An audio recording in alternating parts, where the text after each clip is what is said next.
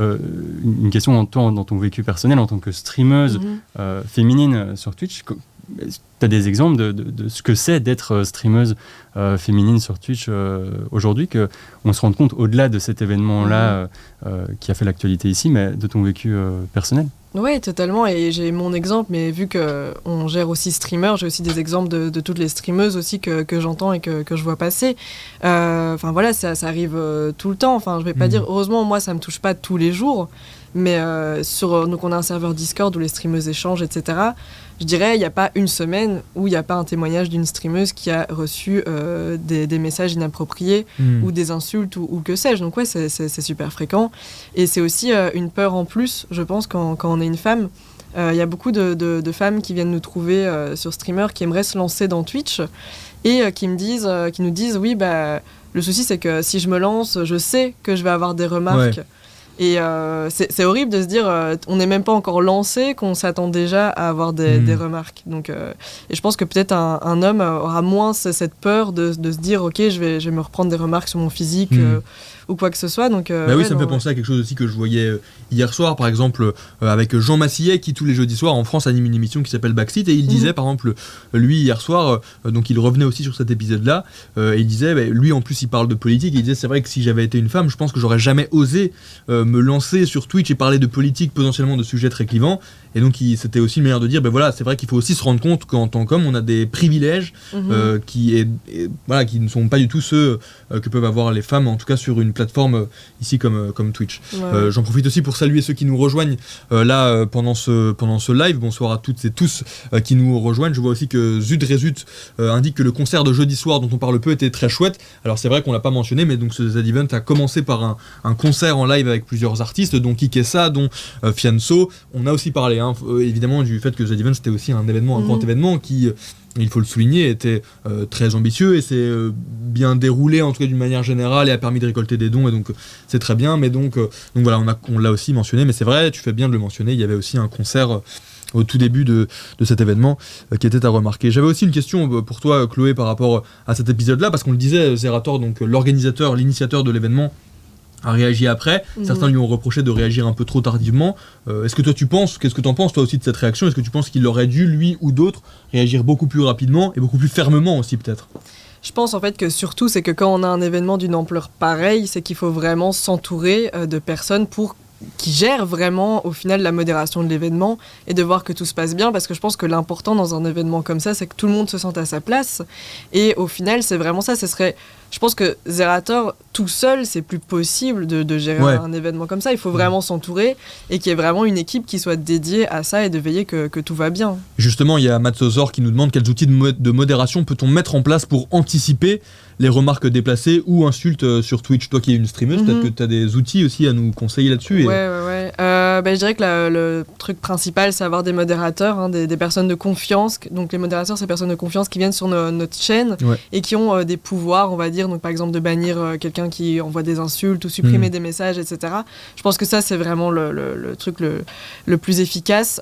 Tu as aussi des applications externes pour modérer ton live. Il faut savoir, c'est que Twitch permet d'avoir aussi un outil de modération intégré, mais c'est vraiment pas fameux. Enfin, ça marche vraiment pas qu'on se le dise. Mais c'est quoi aussi la responsabilité de Twitch là-dedans? Est-ce que toi tu penses vraiment que personnellement Twitch devrait aussi faire beaucoup mieux, beaucoup plus en termes de modération automatique, entre autres? Alors la modération automatique, forcément, c'est peut-être quelque chose compliqué à mettre en place, hein.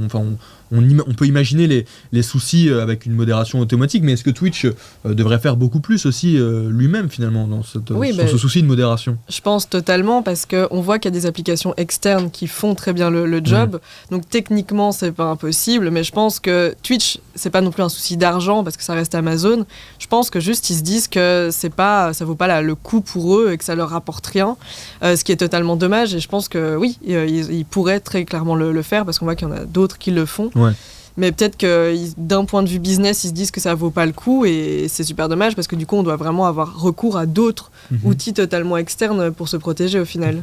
Je lisais aussi dans un article de Ouest France sur l'épisode du Z-Event de ce week-end qu'une alternative, une option qui était adoptée dans un événement similaire à l'international, mais je me souviens plus du nom exactement de l'événement, mais c'était d'instaurer juste une charte de bonne conduite au départ de l'événement et qui constituerait une condition sine qua non pour les différents participants, les différents streamers, et que si un élément de la charte n'est pas respecté par un des streamers qui participe à l'événement, tout simplement ça s'arrête, ou en tout cas il n'est plus invité aux prochains événements si c'est avéré seulement après le live, quoi. Ouais, ça rejoint ce que dit Asti Witch Gamers ici. Elle dit, je ne sais pas, un briefing de départ devrait être installé, c'est vrai, où on pourrait indiquer clairement que le sexisme, le racisme, l'homophobie, la transphobie, etc. sont inacceptables. C'est vrai que ça pourrait permettre dès le début d'instaurer des règles aussi, et en effet une charte de bonne conduite, quoi. Ça pourrait être une première étape finalement. Oui, ça pourrait vraiment être une étape qui au final ne demande pas beaucoup de moyens à faire, et au moins tout le monde serait sur la même longueur d'onde et sait sur quoi il s'engage aussi pour l'événement. Donc pour moi c'est un premier pas, mais je pense que c'est aussi important de rester, de vraiment de s'entourer aussi pour un événement pareil, mais c'est un premier pas, oui. Moi j'ai découvert aussi tout à l'heure, alors je l'avais pas vu pendant le Z-Event que j'ai un peu suivi ce week-end, mais j'ai découvert tout à l'heure une vidéo donc sur YouTube en replay qui s'appelle le test de pureté. Qui posait aussi, enfin en tout cas j'ai l'impression de grandes questions. Alors là, pour simplement resituer un peu, pour vous expliquer ce qu'est le test de pureté, donc là moi je l'ai vu tout à l'heure, c'est le streamer Gotaga qui l'avait fait. Moi l'extrait que j'ai vu c'était avec Samuel Etienne, donc Samuel Etienne, le présentateur en France de Questions pour un champion, et qui s'est aussi depuis peu mis sur Twitch et qui a très bien réussi, qui a développé une importante audience sur Twitch. Enfin bref, voilà, là Samuel Etienne avait rendu visite pour une partie du week-end au streamer du Z-Event, et donc là à un moment donné, Gotaga sur son stream à lui, sur son live à lui a fait passer le test de pureté. Donc le test de pureté, qu'est-ce que c'est ? Eh bien c'est en fait installer, donc là ici Samuel Etienne qui était devant une vidéo YouTube et qui avait sur lui un eye tracker, donc qui indiquait sur l'écran où les yeux de Samuel Etienne étaient en train de regarder, et donc il lui faisait passer des vidéos avec, donc c'était des streameuses qui par exemple étaient avec des décolletés, et donc l'objectif était de voir où Samuel Etienne regardait, est-ce que son regard était attiré par certaines parties de l'image. Est-ce que toi t'as vu ça aussi, Chloé, et qu'est-ce que t'en penses aussi toi de ça, de ce test de pureté finalement, c'est... Je vois que Martin à la réelle a réussi à mettre les images en même temps. Donc merci, c'est super. Vous pouvez voir au moins. Oui, j'ai vu passer effectivement ça, mais pareil, je pense que c'est quelque chose qui n'a pas vraiment sa place, n'a pas sa place du tout dans un événement comme le Z-Event. Alors que ça faisait rire, là ici, tout le monde. Gotaga est en train de rigoler à côté de Samuel Etienne. Ouais, mais genre, tu peux pas rire de ça, parce que c'est comme tout le monde rigolait avec Inoxtag et la personne qui venait du Mexique. Genre, tu peux pas rire de ça, parce que genre, au final, c'est des micro-agressions, de la misogynie que tout le monde intègre comme étant de l'humour, de la blague, et alors que non, au final, genre, tu banalises ça énormément. Et enfin voilà quoi, imaginons faire de l'humour là-dessus, par exemple sur quelque chose de raciste, ça passerait pas du tout. Pourtant les femmes on peut les vanner, enfin tu vois, c'est bizarre quoi. Et Agrippine nous dit, c'est important de parler de problème, mais il ne faut pas oublier que cet événement c'est 95% d'ultra positifs. Alors évidemment on ne dit pas, on ne condamne pas l'entièreté de cet événement, mais c'est aussi en condamnant et en parlant des problèmes qu'il y a pu avoir qu'on rend cet événement peut-être 100% positif. C'est l'objectif, parce que même si ça a été une petite partie de cet événement, ça touche aussi certaines personnes beaucoup plus que d'autres, et donc c'est évidemment important d'essayer de rendre aussi un événement comme cela, qui a une telle ampleur en plus, au maximum inclusif et forcément intéressant et sécurisant pour tout le monde. En tout cas, voilà, c'est surtout qu'ici c'est un événement qui a un peu percé la bulle médiatique, parce que le Z-Event, de par sa réussite en termes de dons récoltés, a eu pas mal d'attention médiatique, et donc ça a tourné un peu le regard des médias sur cet événement, et aussi les dérives qui avaient été dont on est en train de parler aujourd'hui. Mais ce qui est intéressant, c'est que ce sont des dérives qui ici sont pointées dans les médias, mais qui au quotidien concernent de nombreuses streameuses. Et d'ailleurs tu peux en témoigner avec le projet Streamer. Ça répond vraiment à cette demande et à ce constat qui est fait que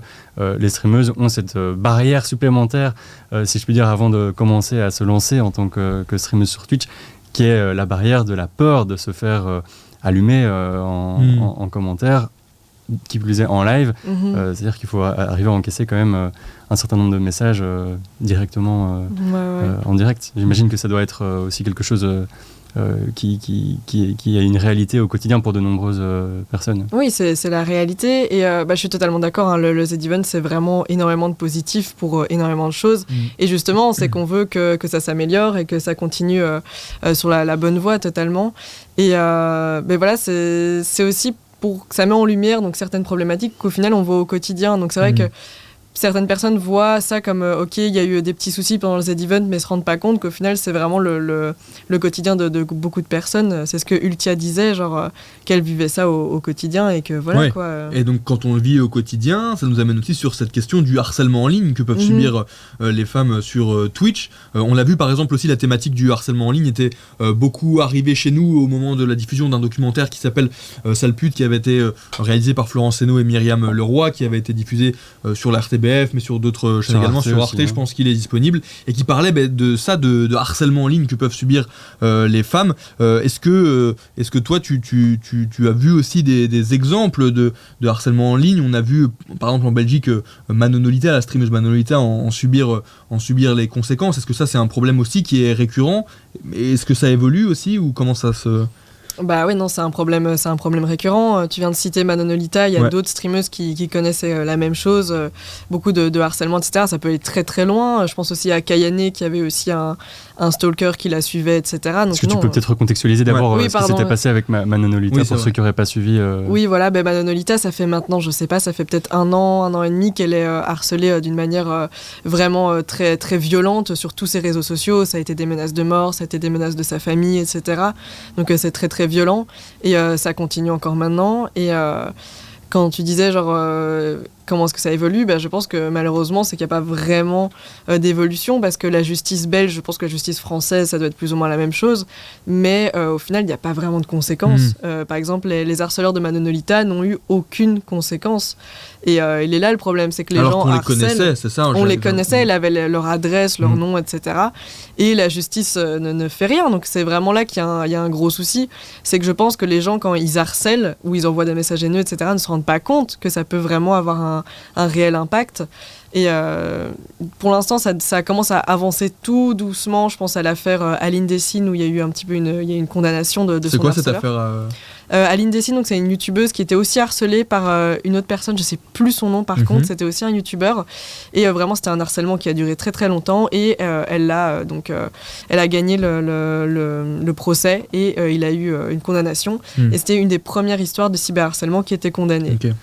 Et donc il y a eu ce petit progrès là, mais on n'en entend pas tellement parler des condamnations, et donc les gens, je pense, ne se rendent pas compte qu'il y a des réels impacts au niveau juridique d'harceler. Donc je pense que d'une part il faudrait qu'on parle un petit peu plus de cette condamnation juridique, et aussi que la justice elle-même fasse quelque chose, parce que par exemple Manonolita, je suis désolée, mais c'est pas possible de savoir exactement qui la harcèle avec des tonnes de preuves. Je pense qu'elle a un dossier qui est grand comme ça.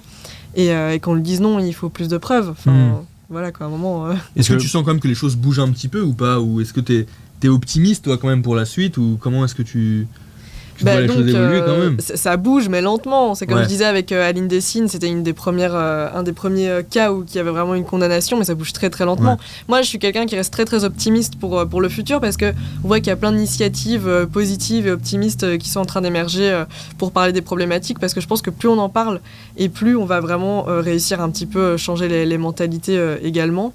Mais non, je reste positive, et je pense que dans le meilleur des mondes, ce que j'aimerais, c'est que streamer n'ait plus à être, parce que ça voudrait dire qu'il n'y aurait plus de soucis. Bon, c'est un petit peu utopiste, mais ce serait vraiment ça. Moi, je reste optimiste, en tout cas. Merci d'avoir regardé cette vidéo jusqu'au bout. C'était un extrait de La Base, votre émission d'actu en direct tous les vendredis sur la chaîne Twitch de LN24+. N'hésitez pas à liker cette vidéo et à vous abonner à notre chaîne YouTube pour ne rater aucun contenu. Vous pouvez aussi nous dire en commentaire les sujets que vous voudriez qu'on aborde dans nos prochains lives. À vendredi dans La Base.